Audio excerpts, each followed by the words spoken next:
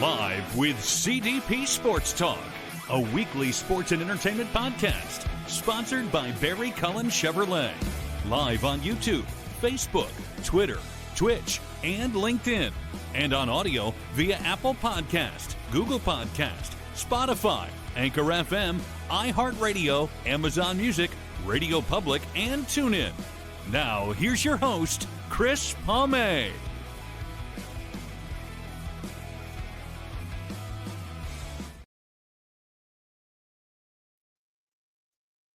Good afternoon, everybody. Welcome to Season 14, Episode 17, overall 732 of Live with CDP Sports and Entertainment Talk Show, brought to you by our friends at Barry Cullen Chevrolet Dealership, located at 905 Woodlawn Road West in the Guelph Automall. Check out their website, barrycullen.com, for the newest selection of new and pre-owned GM vehicles, along with their great selection of all-electric vehicles, EVs, and Cadillac vehicles as well.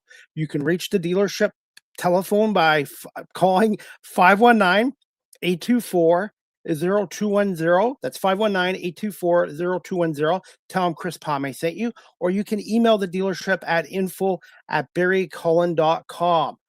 Barry Cullen Chevrolet Dealership has been family run and operated here in the city of Guelph since 1969. Good afternoon, everyone. I hope everyone's doing well on this Friday, July 10th, 2026. And hard to believe summer is just flying by. And I am also going to make a quick announcement before we bring on our special guest today. I am doing a Run for Pause, 40-yard dash in less than 14 seconds in support of the Cambridge District Humane Society this Wednesday, July 15th at approximately 1:30 after Toronto Argonauts practice at the University of Guelph. And my goal is to raise $200. So if you're still interested in helping out the Cambridge District Humane Society, you can donate money to the Cambridge Humane Society website, cambridgehumanesociety.org, or you can do it through PayPal at Chris Palme. PayPal me at Chris Palme, or if you see me in person, a cash donation would be great. My goal is to raise at least $200 for the Cambridge District Humane Society and to show everyone that a 54-year-old man can still run 40 yards in less than 14 seconds as well. I hope everyone is doing well today, and I'm excited to have our guest on. This is her second time on our show. She came on back in March when I had an issue with my camera, and I'm excited to have her on. And she's a friend of mine as well. And she's a former journalist, and she's the CEO of the Summit Group. And her name is Kumutha Ramanathan. And we're going to bring Kumutha on right now with after applause. Hi, Chris. Good to see you again. Good to see you too. And I hope you're doing well this summer. Oh, absolutely. You can't ask for better weather, like a summer in Toronto, right? Breezy when it needs to be breezy. Today is a little extra humid, but still, I'll take it. Ideally, I prefer fall and winter because I find the humidity is increasing every summer that goes by. Yes, absolutely. But I know we're not the only ones contending with difficult weather. I've been hearing about things over in Europe. I talked to my friends in India. I mean, it is blistering in terms of temperatures this year. That is true. And we've had only maybe 5 or 6 days where it was in the 40s, but generally it's been in the 70s or early 80s. And I'm okay with that. I just find out when it gets into the 90s or 100s or, the Celsius 35, 40, it's just way too hot. And also our furry friends, it affects them too, volunteering at the local Humane Society. When it gets that hot, I just try to keep them out long enough to do their business, because if it's hot for us, it's hot for furry friends too. Absolutely. Good for you. Good for you for getting out there and helping. I've always pay it forward, and I've been doing volunteer work for 31 years of my life, and I love paying it forward and giving back. Good. Absolutely. So, hard to believe your first appearance on our show was in March 23rd. Where has the time gone? I know. Listen, I as you know, and as you mentioned earlier on, thank you for that plug. I'm in a new chapter of my life where I'm an entrepreneur, and I do everything from content creation, public relations, as well as hosting and moderating events. And you're running a startup with this incredible podcast. So, the difference between a few months is monumental. And you know, you have days on a Tuesday you'll question every life choice, and then by Thursday you'll say, I got this. It's all good. It's all good, right? But look at you. I'm so proud of what you've accomplished. It's amazing how you've grown your following, and it's all down to your hard work. And that's what it is. It's hard work and passion and mindset. And also, I have a willpower, a strong Yeah. willpower. When people tell me I can't do something, I like to show them otherwise. And I look at myself as an undrafted athlete. You know, pro athletes. There's sometimes Right. that are guys that are undrafted. They didn't go to college or university, and they have to work extra hard to get on that team. So that's how I look at it. I'm just looking at myself as undrafted, and just just got to have passion. Whatever you do in life, you have to find that passion. And I found mine a little bit later in life, but age is just a number too. Yeah. Yeah, absolutely. And to your point about elite athletes, drafted, undrafted, you need to be obsessed to do anything well, right? And with little kids now, I tell them all the time, okay, so you want to be playing in FIFA? Okay, great. So what does it take? It takes you waking up before everybody else, practicing and perfecting your craft. And that's exactly what you've been doing. You've been refining it over the last few months. And I think what is sort of the key to you succeeding is also your likability, which is very underrated quality. And I've learned as an entrepreneur now that being likable, sometimes when you shoot your shot, it's a difference between securing a client or not. So I think that's also a part of your success. And one thing too, mistakes do happen. I did a live in-person interview with one of the Toronto Argonauts last week, and I had his name down. And then when I did the interview, I called him by his wrong last name, mispronounced it incorrectly. Yeah. And at the end of the interview, he was like, "You're fine, Chris. No worries about it." It was actually the fans that were more upset about it than the athlete. And you know what? People make mistakes, no matter if Yeah. you're professional or you're rookie, and you learn from it too. And Yeah. nobody's perfect. Yeah. So don't beat Absolutely. yourself up over mistakes. So Yeah. one thing I'm still working on is name pronunciation too. So I really do try to take good pride in getting my guests' names right as well. Just like I would like my name pronounced as well when I do right. Yes. Professionalism. Professionalism goes a long ways. Yes. And as long as the intention is uh, positive, noble in terms of your pursuit, look, with a name like mine, I have heard it pronounced a million different ways. And by about the second time, if someone is trying, I'm like, it's good enough. Yes. If you are looking in my direction and calling my name, I'll know that you're talking to me. So it's all good. So don't worry about it. Don't overthink it. As long as you're trying, it's all that really matters. And I want to give the Toronto Argonauts a big shout out too. They were one of the first pro sports teams 5 years ago to give me opportunity. So I didn't go to school for broadcast journalism, but I've been doing hands-on experience Yeah. through the Canadian Football League and interviewing these guys. And the fans seem to like the interviews. And I said, it's not me, it's the Yeah. players. I just try to get the players to open up, or Yeah. whoever I interview, virtually like yourself or anyone, to open up and share stuff about themselves and make it a good storytelling episode. Absolutely. And the fact that you're even able to connect with these guys are so locked into what they're doing, playing the game, and they're coming off and they're still talking about the game with you. It really sort of speaks to your skills to connect with people. That's something that formal training can't teach you. That's just something has to come intrinsically to you. And I was at the Niagara Falls Comic Con. It's a big event in Niagara Falls every year.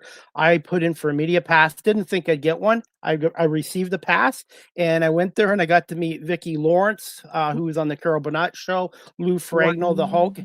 and I interviewed a couple of actors from the Back to the Future movie. And I'm thinking, for 10 seconds, I was starstruck, and then all of a Yeah, sudden, I just started talking to them like we are, and they really appreciated my interviews, and I was just amazed. And I'm just very fortunate with all the opportunities I've been given. good for you. Good for you. Keep striving for better. And I'm your biggest fan. Well, thank you. Hey, Kumutha, I wanted to ask you some questions, and I think the first one I wanted to ask you is because this just affected a lot of radio stations out west and here in Ontario, especially Kitchener with 570 News. What are your thoughts on the shrinking radio and the mainstream media in Canada? Look, my heart first goes out to everyone who's been affected. If you work in the media industry long enough, you know, it's a rough and tumble industry to say the least. And it's sad when newsrooms get smaller, but talent really continues to be present in these newsrooms, and they get smaller, and despite people making it work with less, it's still a sad state of affairs. And I hope that, you know, the people who are going through the layoffs that you just mentioned, they see this as an opportunity to redirect themselves and to pursue their craft in another form. You know, it's life is so unpredictable. You know, I know we're going to get to a point where we're going to talk about the economy later, but we live in times where if you can harness your talent, use it for good in society, you don't have to be beholden to a traditional mainstream news agency to be able to still do the things that you love. And so my hope for everyone who's been affected is that they find a way through it, and what's on the other side is even better for them. Do you see it continuing to shrink? Do you see it getting smaller, even in the next 6 months? I think that we just have to take a sort of big picture view of what is happening in the global economy right now and how people are consuming information. There was a time where you could only get, you know, the news if you sat in front of your television at 6 p.m. at dinner time, 12 o'clock, or if you read the Wall Street Journal first thing in the morning. That's how people were consuming information. There was a sort of a schedule to it. And so newsrooms were aligned with the rigorous approach in which people were consuming information. That just doesn't exist anymore. I'm still very much love to nerd out on what's going on in the stock market, keep up with business, corporate news, and I consume that on my phone. I can't really tell you the last time, you know, even though I can't come from a television environment, I don't really watch a lot of TV. I like to get the information instantaneously. And so I am always reading on my phone, or if I'm eating breakfast, I'm sitting in front of my screen, my big computer screen, and I'm reading there. I like to read. And I mean, I could watch, sometimes I'll occasionally listen on Spotify to a few minutes. Like some of the big news agencies will have a 15-minute cut down of their live shows for people like me who are driving and they won't necessarily sit and watch a scheduled program, but later in the day, a few hours later, maybe an hour later, they will consume that information in short little bites. And so you've got to meet people where they are. So to your point about, do I think it's going to continue? Yes. I mean, many newsrooms, whether you're talking print, whether you're talking broadcast, whether you're talking radio, it's already quite bare bones from, you know, what my peers have said about what they're facing, what they do. You're not just the host, you're the producer, you're picking up phone calls to set up your next set of interviews. You know, in the heyday or the golden era of many of these newsrooms, you might have about 5 people at minimum producing a show that's beyond just the host. Now the host does, you know, they're jack of all trades. So I'm not saying there isn't a place. There's still always going to be people who consume information through mainstream media. I just think that there is an inevitability. You know, some of my own peers have gone from traditional media to launching their own podcasts and finding their way to continue to be creative, as I said, but in a different format. Wanted to ask you, with radio kind of diminishing here, there might be more of a demand for podcasters, live streamers to Yeah. do shows on weather and traffic as well. Yes, absolutely. So you want to, if you have a traditional newsroom and you're thinking, what is the business model that is going to sustain this? you might need to throw in some ads. You had an ad at the beginning of this show, right? And Yep. so that's a traditional means of getting people interested in your content. Sometimes you might have to have advertised spots. You might one day, as you scale this venture, decide that you're going to have a 5-minute Q&A with one of your sponsors talking about Yep. their products, right? Yep. And so that's all part of the game, and it it coexists seamlessly now. We accept that for many newsrooms, many podcasts to sustain themselves, there's going to be an advertorial element of it, and that's okay. I think we all accept that. Wanted to ask you this as well, get your thoughts on this. Do you find that Rogers and Bell have too much of a monopoly on the media industry? And that's kind of an issue too, because I know they're both billion-dollar companies and they're in it to make profits. But do you feel a monopoly in an industry is not good for that industry long term? I don't think what Canada faces is all that different from other major economies and other major news markets. So I think focusing too much on what's wrong might not be the solution, because there's regulators involved, and they have grown in line with what is allowed in the within the Canadian media landscape. What I think you want to focus instead on is, how do you continue to build yourself up if you want to pursue a career in these industries? So while there might be a few companies that have a large footprint in your particular market, how can you, as an enterprising individual, decide perhaps that's not the route that I want to take? And in fact, what I want to do is launch my own venture, partner with somebody else. I remember when I was first starting out in media, I was a student at the University of Toronto, the St. George campus. And at the time, I thought, okay, I'm going to be this renegade political journalist, and I'm going to get all the scoops on what's going on at Queen's Park and be this political, sort of killer reporter.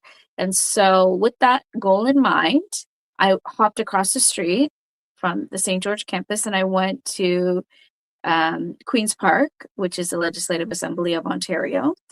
And I was already working as a page there, but and so I would go in between my lectures to go work as a page. And then when that started to slow down, I embraced the opportunity to rush up to um, the media room. There's a media room dedicated for serious journalists covering the political beat, and I pitched an internship, and that internship, I believe, still exists today. And so kids trying to get their break covering politics, whatever the case may be, have been able to also benefit from that internship. And that was just me trying it out. But I remember when I say hop across the street, it was quite literally across the street from where a lot of my classes were taking place at U of T. And I just kind of had the gumption to go for it. Sometimes you just got to go for things, right? And you just never know where it's going to take you. So in the same way, from page to interning in the press gallery, that's what it is, the press gallery at Queen's Park. I just explore every opportunity. You just never know where it's going to take you. And I'm not the kind of person who likes to get stuck in all the things that are wrong and instead try to find a solution in a difficult, predicament. Kumutha, I've talked to a number of people on the show since I started doing it almost 7 years ago, and it seems like a lot of people switched careers or became entrepreneurs in 2020 during the COVID era. Do you find there's an increase of more entrepreneurs, and also do you feel there's more diversity as entrepreneurs too? I can only speak from what I've seen. So I've been in the media industry for 15 plus years. I know quite a few people who have transitioned away from traditional careers in the newsroom to leverage their experience, similar to what I've done, to, work with corporations, CEOs, individuals, whatever the case may be. And I think that has been a great learning lesson in terms of how can you reinvent yourself throughout your career? How do you take a situation that otherwise would have stressed you out and made the most of it, but even more than just make the most of it, actually help you thrive? Where I am in my life right now, I'm working, like any entrepreneur, I work 60 to 80 hours, but those are it's around my lifestyle. And I've got 4 little kids ranging from 9 to 3, and I love nothing more than to make them a priority, but also continue to be ambitious as anyone should. You know, you don't have to put one part of you to bed to be able to pursue something else. You can be all the things that you want, but I always say, especially for women, because women, I think, go through this roller coaster. A lot of the guys that I've known over the years, some of my best friends, they have been very stable because they haven't been the ones that have been having kids. They've been building their careers strength to strength. Not that they haven't been contributing meaningfully, they have been doing all those things, but the physicality of carrying the kids, going to the appointments, taking time out of work to be able to then raise them, maternity leave, whatever the case may be, has traditionally, I know there's paternity leave now that very much I'm so happy to see has become more mainstream.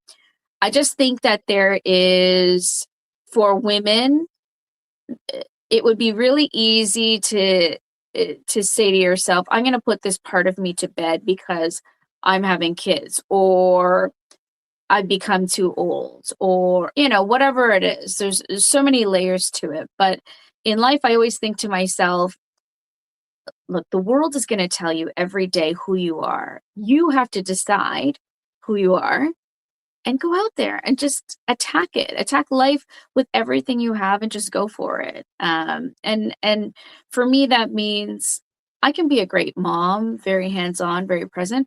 I can also grow a business and be ambitious and do other things. So I just feel like we have to, the only thing you should put to bed are maybe these traditional beliefs that our parents' generation would have held on to. And that is, you have one job and you see that job all the way to retirement. Look at you. You've reinvented yourself in the most glorious fashion, right? And I think that you just kind of have to keep marching forward. And if you fall, what defines you is not the fact that you fell, but it's how you get back up. Adversity, and you're going to experience adversity in sports, but in life, and it's not how you get knocked down, it's how you get back up. And that's where I've been knocked down a few times and I've gotten back up. And also work-life balance, that's something I need to work on. Sometimes I'm so focused on this, I do need to take a break once in a while too. And being a parent, that is a full-time job, which I've never been a parent, but you have to have a work-life balance or you're going to end up burning yourself out, and then you'll lose that passion for that career too. Yes, absolutely. I think that, some days I think I'm fueled with gummy bears and coffee. Those are my guilty pleasures. I love gummy bears and I love coffee in equal favorite flavor of gummy and coffee. Gummy bear and coffee. Someone's got to invent that gummy bear infused coffee. But it might be a disaster as well. I don't know. I try to lay off of the gummy bears as much as I can, and just stick to maybe 2 or 3 cups of coffee, which is a lot to some people, but for me, that's kind of my norm between the kids and running a business. But I love it, and it helps sustain me, and it's everything, right? It's all encompassing. The things that I prioritize because I work so much, I like to exercise. That for me is a massive, massive de-stressor. But also in de-stressing, I'm able to take more on. And that's probably why I am able to work the kind of hours that I do and embrace all that I do. So you've got to figure out, everyone has to figure out, what is that thing in my life that energizes me to keep going? Because life is going to always throw you curveballs, right? But you need to be able to figure out, how am I going to get through this? And how am I going to find my way and thrive, not just survive, but thrive. Absolutely. And one thing I need to do too is I need to get back to walking again. I need to Good. get back to doing 30 minutes to an hour a day. So Yes. there's things that I need to get back on the path, because sometimes I get so focused on my laptop, my media work and stuff like that. I need to look after myself. Self-care. That's something I Yes. need to work on too. So there's things that I need to work on, and self-awareness. That's Good. also huge too as an entrepreneur. Self-awareness. Beautiful. Beautiful. Just when you're walking, try to find a way to make it a you can do two things at once, right? You can be walking, pre-interviewing someone ahead of getting them on the show, or you could you could take voice notes. Maybe you're very creative as you walk and take voice notes about what you want to do Actually, for your show. Actually actually, when I do walk when I do go walking in a hiking trail, I do think about when I'm interviewing certain people coming up, what I'm gonna ask them or say them. Like, it's Yeah, not the interview scripted, but just like, okay, I do have that little thoughts in my head when I'm walking. good, good. That's the way to do it. You got to think about, okay, how can I use so for me when I'm at the gym, it's a little difficult uh because I like to lift weights and you can't really be lifting weights and scribbling notes down and Yes. whatnot. Little Yeah. dangerous there. So, but for me, that hour of time, I also walk at the gym. Um, that hour is my hour. So I use it to sometimes I'll listen to podcasts, sometimes I'll listen to music. Sometimes I have a lot of friends overseas in Asia and in Europe. So for them, it's sort of midday or the end of their day. So we get a chance to speak, and my kids are not grabbing my phone and trying to, play games or whatever. To them, my phone is community property. So, so I have it all to myself, and I love that time. It's just for me, and I'm huffing and puffing, but no one can access me and I can do whatever I want. Kumutha, are you okay for a few more minutes? Like another 5 minutes and a couple more Absolutely. questions? Okay. Absolutely. Okay, this is something I wanted to talk about too, because it affects all of us. Do you feel shrinkflation is increasing in Canada with smaller product sizes and higher prices for consumers? I think that evidence is in the pudding, right? Isn't that the saying? That you just have to look at some core categories. So I had some stats that I wanted to share. Cereal, cookies, cheese, chocolate, coffee pods, and ice cream all have been seeing quiet size reductions in 2026. And then we go beyond groceries. You can talk about technology. 2026 Motorola Razr flip phone costs $100 more than the 2025 model, while still starting with roughly half of the storage capacity. So, just those two stats alone tell you that we're working with less for more money at the end of the day, right? These are proven case studies of how price pressures are changing how companies are presenting products to the end consumer. So while public attention to these matters, I remember a few months ago, this was all people could talk about, but now statistically, we've cooled a bit inflation wise, so it's died down. It doesn't mean that these pressures are not ever present.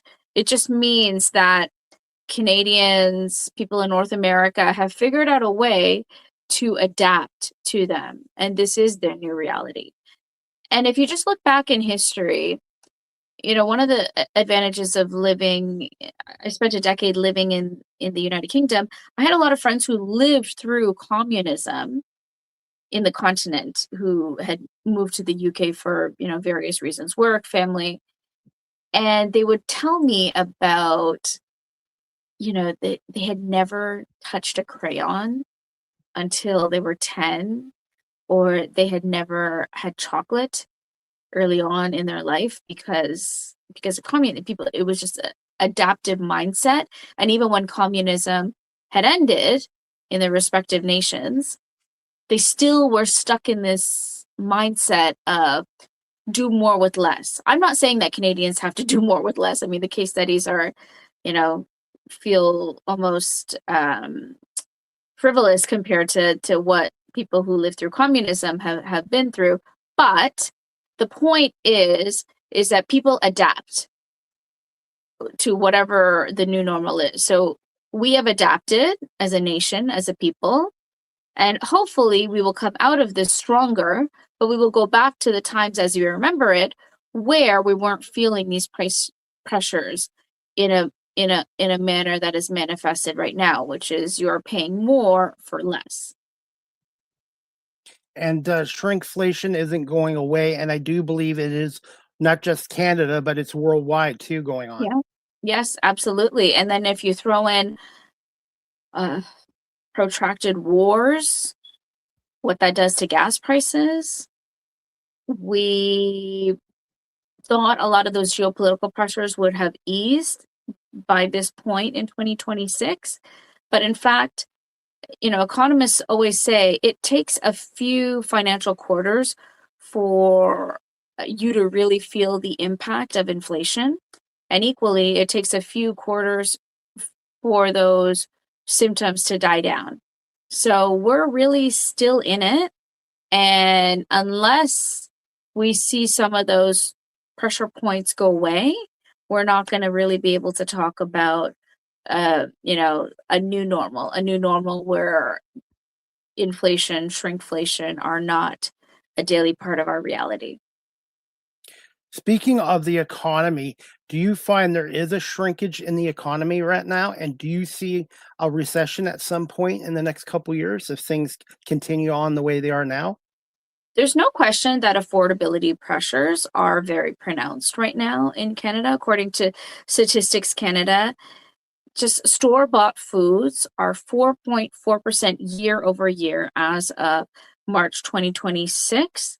And that's very real, even as shrinkflation itself gets less pressing on a day-to-day basis. So that just goes to show you that when it comes to those everyday goods that we need, we're still paying more for them. And to my point earlier about all of this needing to feed through the economy slowly over time, we need to just accept that we're going to be in this place at least for the rest of 2026 until we see the pressure coming down and a cooling of the economy. But we have managed to cope through it thus far. Kumutha, I wanted to get this question in as well.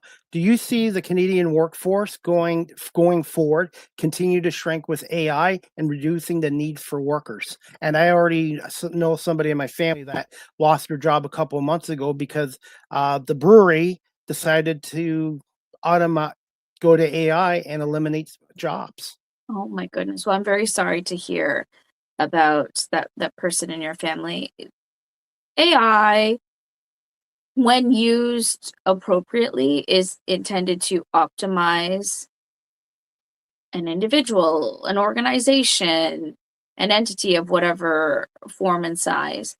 I think the only way to move forward, and it's not just someone working in a factory, but it's white collar workers as well. People who would have worked in a consulting role, now that same work can be done by AI in a fraction of the time, a fraction of the cost.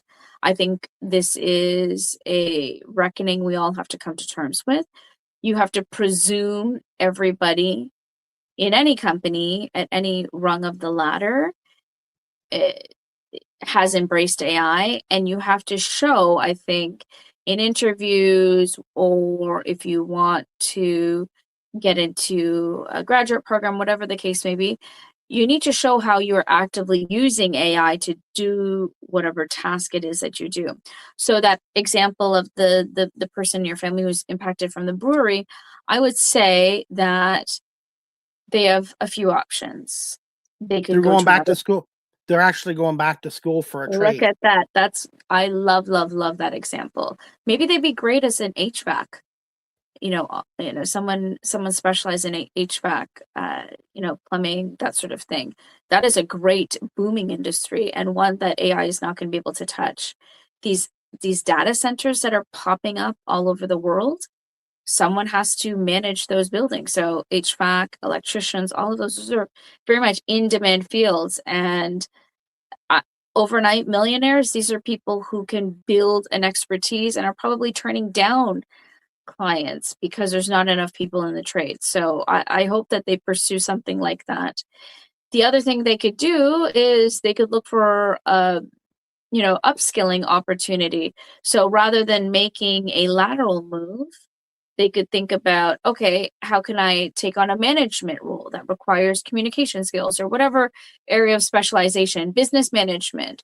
Those are skills that will supplement or be supplemented by AI, but won't necessarily be removed. So I think that, it's funny when I think of even my own kids, I don't know what jobs I'm going to be recommending to them. I don't know if I'm going to be telling them to take a professional role in a white collar job or pursue getting something more technical, something trades. I have no idea. All I know is that ambition will take you very far in life, and the ability to do what you've done, be resilient, transition, look for opportunities, and grow your own thing. So I hope my kids are very entrepreneurial minded, but I also would like them to be subject matter experts in a particular sector and find a way to leverage that to then grow their own kingdom. And my nephew, who's only 29, he's going into school in September to be an electrician. That's something that he's Beautiful. interested in. It. So he's turned a negative into a positive, and that's what I have done. And you mentioned AI. I do use AI in small doses for my media work. Like sometimes I am so swamped with work. I love doing editing video, but sometimes I just don't have time to edit video. So sometimes I do use AI. I use it in small, moderate doses, and that's another thing I wanted to ask you about AI too. Do you feel the federal government should step in on AI on social media sometimes? Because there are sometimes fake stories and fake stuff going on there that shouldn't be on social media platforms. Or do you feel it should be up to the social media platforms on AI? I think that the Canadian government has done a good job of taking data governance seriously. And if you just look at what other major economies are doing in terms of being stewards at the end of the day, protecting the public, that is the job of the government, right? These private organizations also have a responsibility. If they are going to operate in a particular jurisdiction, they need to abide by whatever those rules are. And fake agents, it's crazy, I was talking to a friend who was telling me about all these negative comments that she was receiving on social media. And I said, are you even sure that these are real people and not bots? Are you sure that, it's not just an AI bot that's come to attack you and who knows who sent them? And my point was not to scare her, but for her to realize that you're not always dealing with a real person at the end of the day. Technology can scale very, very quickly.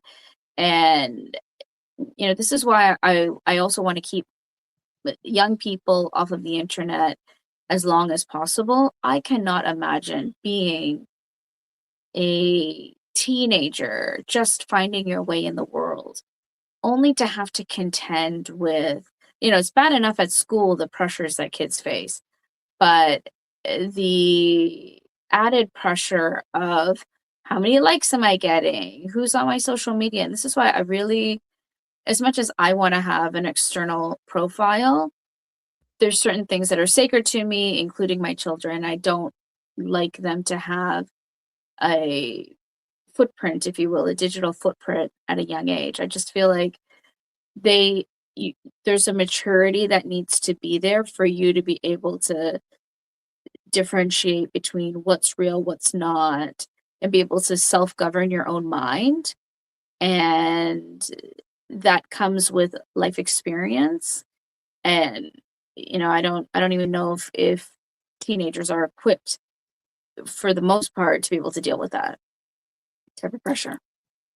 I know in Australia they have it banned to 16 under 16, and I Yeah, guess Canada's talking about it as well. But I yeah, don't know. Then there's some critics saying it should be up to the parents to manage their kids' social media and not the government.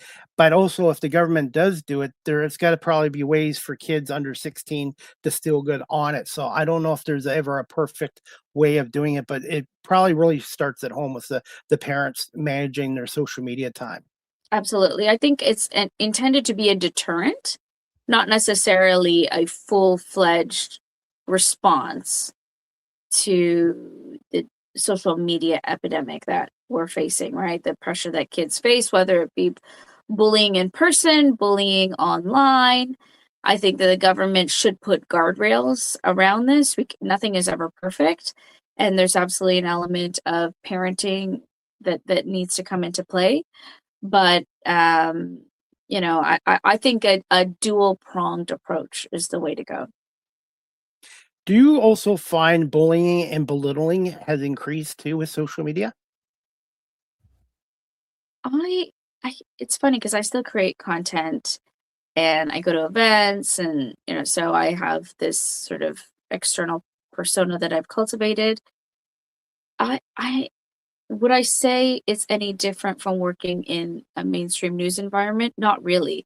Haters are going to be haters no matter where you are, right? Someone doesn't like your hair, someone doesn't like the way that you broke down a story, someone doesn't like the way that you presented a particular issue. I It would never occur to me to write to someone to share my negative views on them. I just keep it to myself. But there are people who will share them and then they'll blast it on the internet. And you can't help as a human to be impacted by that. You want to shield yourself. And I especially want to shield my kids from that level of vitriol. But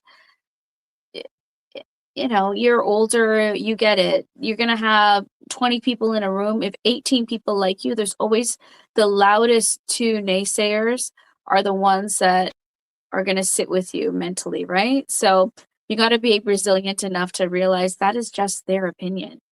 And you have very little control over it. As long as you're putting positivity out there in the world, you just got to know you're doing the right thing. We need more of that.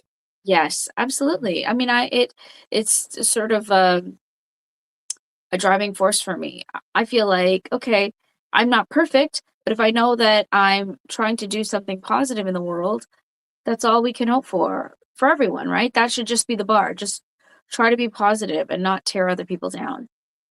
Kindness is free. Yeah, absolutely. So before we wrap this show up, Kumutha, I know you got to get going. I just wanted to ask you a little bit about your latest with your company, the Summit Group, and what are some of your services you provide in person and virtually? Thank you so much. So I do a lot of executive training, so public speaking training, because I still attend events, just over 15 plus years of working in media. I understand what it means to stay poised, to be able to deliver a message in a succinct manner, and also build your brand publicly. And, I always say that CEOs have to see themselves as their own media houses. They are powerful storytellers. They set the tone for society because we buy their goods, we experience life through their companies, whatever the case may be. And so I do a lot of executive training right now. I also do a lot of content creation. So I will help CEOs build out their social media persona, whether that be through interviews, videos, podcast opportunities. And then the last thing that I do is I help them secure earned media content. And that could be everything from appearing in traditional tier one publications to appearing on podcasts. It really runs the gamut of things that people can pursue nowadays. It's not just a matter of going on TV and being quoted in the Wall Street Journal or Bloomberg or whatever the case may be. There's a slew of other places where influence happens in real time. And so I'm fortunate the clients that I work with understand that and are savvy enough to realize that an opportunity is an opportunity. What's one word to describe yourself? Glass half full. I like to, we've all got things that can keep us down, but I always try to find the beauty in any situation. One fun fact about the Summit Group. We don't take ourselves seriously. I have the benefit. Actually, this is something new for you. I've been able to bring on team members to support the client work, and the one common characteristic is that none of us take ourselves too seriously, and we like to do a good job, but equally we like to have a great time. So I think that's so much of it in life. If you want to work with people, you might as well work with people that you enjoy being around. 100%. And how can our audience, live stream or an audio, contact you directly at the Summit Group and your website? Absolutely. So thank you. They can reach out to me on LinkedIn, or they can reach out to me through my consulting website, which is summitconsultgroup.com. And I have that on the bottom of the ticker too. Perfect. Thank you so much for this opportunity, Chris. And I can't wait in a few months to chit chat again, and we can talk about where both of us are. Absolutely, and I'd like to work with you a lot because I think Chris. you have a lot. You're a natural on camera, and your experience and on-air chemistry too. That is important. Absolutely. Whatever business you're doing, in person, virtually, whatever, it's important to have a chemistry with your clients and your guests as well. I'm going to put you on the spot here as we wrap this show up quickly. Do you have any plans for a book about your media career and starting up the Summit Group at some point? Oh my goodness, definitely. I mean, I think that I'm now in my 40s, and there's lots of wisdom I want to pass on to my kids. And I feel like other people would benefit from hearing how I cope with, setbacks in life, and just want to be an inspiration to other people. I don't know if I'm going to be doing that anytime soon. Right now, I'm hustling with my consultancy and have ambitions to scale it to a certain point before I would even begin to consider a book. But why not? Why not? And you do have an open invite to come back on here again, and perhaps maybe you can be a guest co-host and get somebody from your company or your industry that you work with on here as well in the future. Amazing. I would love that. I wish you the absolute best, Chris, and look forward to staying in touch. And do you have a quick question for me before we wrap the show up? Since you've started to now, did you expect to scale as quickly as you have? I knew when I started 6.5, 7 years ago, I'd have to start from scratch and the bottom. And I just kept at it. And I had some people give me encouragement, kept watching. I took some advice from TSN guys, people in the professional business.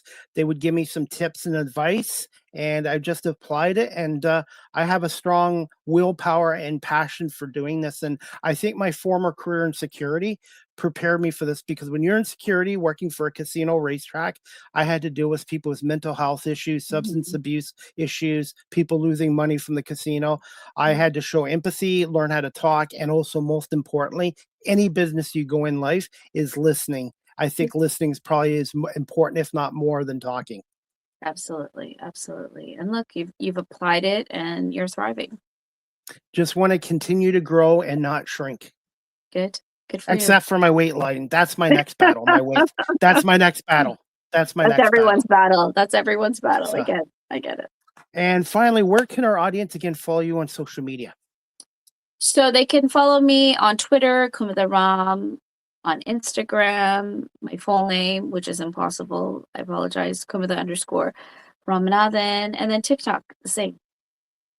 Well, Kumutha, I want to say thank you so much for giving us time out of your busy schedule, and continued success with the Summit Group, and also as an MC, as a speaker, and a moderator as well. Next time you come on, I'm going to ask you a little bit more about being a moderator at an event. Absolutely. I would love to. Yeah, let's do that. Absolutely. Well, have a great day. Have a great weekend. Enjoy summer, and give me a little bit of time today, and I will send you the full video, the audio, and some reels and clips as well, if you'd like to post on your social media as well. Beautiful. Thank you so much, Chris. Thank you so much, Kumutha. Have a great day. Thank you. You too.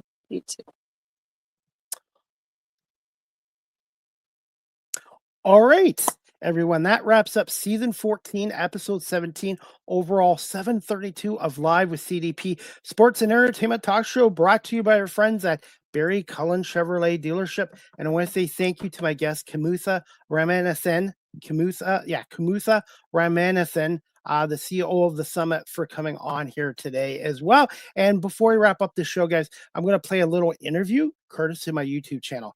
Make sure you go to Chris Pomey Live with CDP Talk Show, subscribe, like, and share. This interview was done at the Fergus Butter Tart Festival this past Saturday with a lady named Pam Edmonds. Pam Edmonds, she's the founder and co-CEO of Two Farmers and a Cow ice cream company out of Guelph, and their ice cream is delicious, and they are going to be in Guelph stores very soon. So here's my interview with Pam Edmonds from Two Farmers and a Cow at the Fergus Sports Complex this Saturday at the Butter Tart Festival. Chris Pomey here live at the Fergus Butter Tart Festival, taking place at the Fergus Sports Complex today here on Saturday, July 4th from 11 a.m. to 4 p.m. And I have a special guest here today. Her name is Pam. She is from Two Farmers and Cow, and they do ice cream. Pam, can you just tell us a little bit about Two Farmers and Cow? Well, Two Farmers and a Cow started with myself and my daughter and her 4-H heifer. So the 4-H heifer had a calf, and we had to decide what we were going to do with all this milk. So we came up with ice cream. And so since then, we've been creating different flavors and different recipes, and we came up with one amazing recipe. And we're in our third season now. Everybody's enjoying our ice cream. It is dairy intolerant friendly. It's all made out of the A2 Guernsey milk. Everybody's enjoying it. In your opinion, what makes your ice cream stand out? It's homemade. Maybe a handful of ingredients that you can actually pronounce. I hand make it myself. Even the inclusions, I'll make the inclusions myself as well. So it's all homemade. Can you tell us a little bit about branding and marketing Two Farmers and a Cow from the sign in the background? So I'm a graphic designer by trade. So I actually designed our logo. It's been a challenge getting our name out there since we are a brand new company. People are loving it. They love the cartoon look of it. It's very cute. They love our story. They love our story. We're building our herd from scratch, and we're hoping one day our 10-year goal is to have our own farm and then our own dairy plant and farm store on site. And you guys are in the Guelph area. Will you be available at local stores in the near future? We are working on that right now. We have our hands on a dairy plant, so we are working on branding, packaging, labeling, and hopefully get ourselves out into stores here in the near future. And we'll wrap this up because you got some more customers here, so we won't keep you too long. What is some of your most popular flavors of ice cream, and where are you guys located on social media? So we're at Two Farmers and a Cow on Instagram and Facebook. Our most favorite flavors are brown cow and peanut butter. Our brown cow is our classic chocolate. Milk and cookies, anything caramel. I make our caramel ourselves, so it's a popular one as well. Well, Pam, I want to say thank you so much. I tried your butter tart raisin ice cream. Everybody, I highly recommend it. Check out Two Farmers and Cow. They're here today at the Butter Tart Festival from 11 a.m. to 4 p.m. at the Fergus Sports Complex. Don't you dare miss it. Pam, thank you so much. Continued success. Yeah, thank you very much. That was Pam Edmonds, the co-founder and CEO of Two Farmers and a Cow ice cream company. They are going to be in Guelph stores at some point. They are local just outside of Guelph, and they have really good ice cream. And that butter tart raisin ice cream I had at the Fergus Butter Tart Festival was amazing. By the way, as we wrap up our show, guys, our next Live with CDP Sports and Entertainment Talk Show, I have not one, but two shows on Monday, July 13th at 5:30 p.m. with Nikki O'Salat. Nikki Ocelette. She is an actress, creative performer out of Detroit, Michigan, on Monday, July 13th at 5:30. And at 7 o'clock, I have a friend of mine, a comedian from LA, her second appearance on our show, stand-up comedian Andrea Abbott will be on our show as well. So Nikki Ocelette and Andrea Abbott will be on Live with CDP this Monday, July 13th. Nikki Ocelette at 5:30, and stand-up comedian Andrea Abbott out of Los Angeles will be on 7 o'clock as well. And the next episode of the Argo Belts podcast show with co-hosts Nick Small, Chris Pame will take place Saturday, July 14th at 7 p.m. as Nick and I are going to break down the Argos Winnipeg game. Hopefully an Argos win over Winnipeg. And we're going to air some Argo player interviews that I did this week at Argos practice as well. So if you're a fan of the Toronto Argonauts, a fan of the CFL, check out the Argo Belts podcast show Saturday, July 14th at 7 p.m. Eastern on YouTube, Facebook, LinkedIn, on the same platforms that this show's on. And the Argo Belts podcast show is on all major audio platforms as well. So looking forward to talking Argos Winnipeg. Hopefully an Argos win. Looks like Drew Brown will be starting for Winnipeg. Zach Collaros is out. And Winnipeg comes into this game 2-2 after a win over Hamilton, 14-13. The Argos are trying to rebound from a loss last week to Calgary, 58-36. The Argos are 2-2. Argos Winnipeg game tonight, kickoff at 8:30 from Winnipeg's Princess Auto Stadium, 8:30 on TSN, or you can listen to the Argos Bombers game on TSN 1050 with Mike Hogan and Ben Grant as well. And I will be back at Argos practice next week to do my run for pause 40-yard dash in less than 14 seconds and raise hopefully a couple $100 for the Cambridge District Humane Society as well. And as we wrap up, and if you guys want to help out, you can either donate to me in person cash or PayPal, e-transfer, or you can donate directly to the Cambridge Humane Society's website, cambridgehumanesociety.org. And when you donate online with them, just say it's Run for Pause for Chris Pame. And I'm trying to raise a couple $100 for the Humane Society, where I am a dog walker twice a week, and I'm also a volunteer fundraiser with them as well. So and the Run for Pause will be on all social media platforms, and you can see if this over 54-year-old man can run 40 yards in less than 13 seconds as well. As we wrap up the show, guys, please check out my good friend Luna Moon. She is an indie film director out of Houston, Texas, and the founder of A Moon Productions, which is on her YouTube channel and all social media platforms. So go to Luna Moon and follow her, and she is on YouTube. Her YouTube channel is Moon.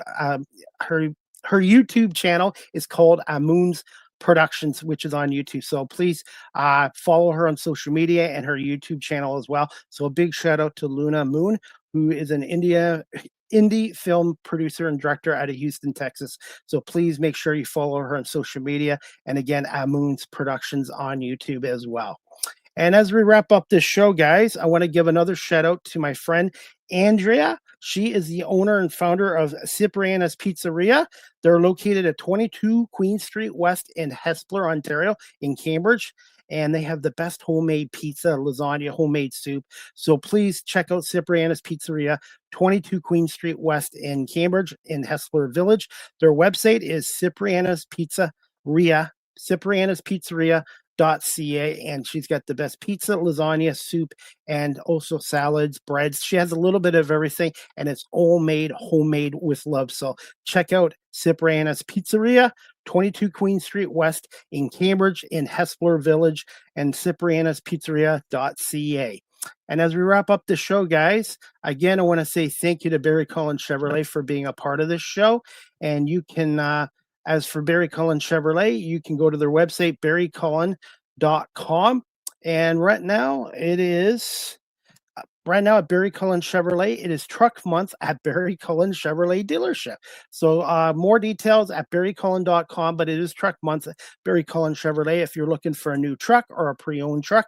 And also check out their EV rebate vehicles at Barry Cullen Chevrolet. Certain EV, all-electric vehicle rebates at Barry Cullen Chevrolet. If you're looking for a new vehicle or a used vehicle or an EV or a Cadillac vehicle, there's no better place than the regional dealership Barry Cullen Chevrolet dealership.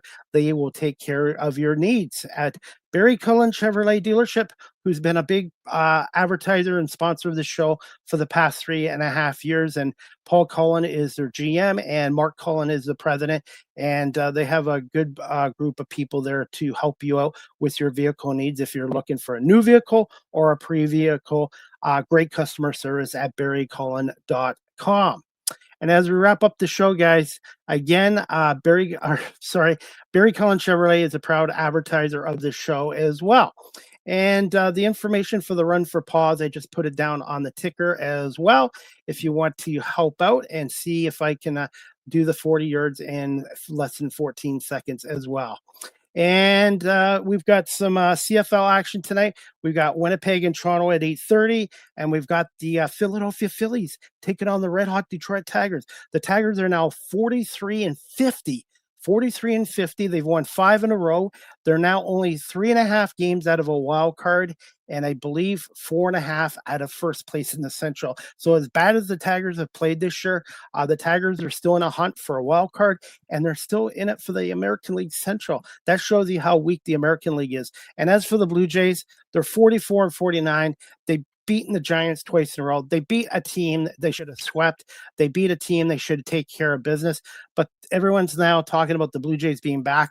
They're 44-49. And baseball is a marathon season, but they haven't been consistent.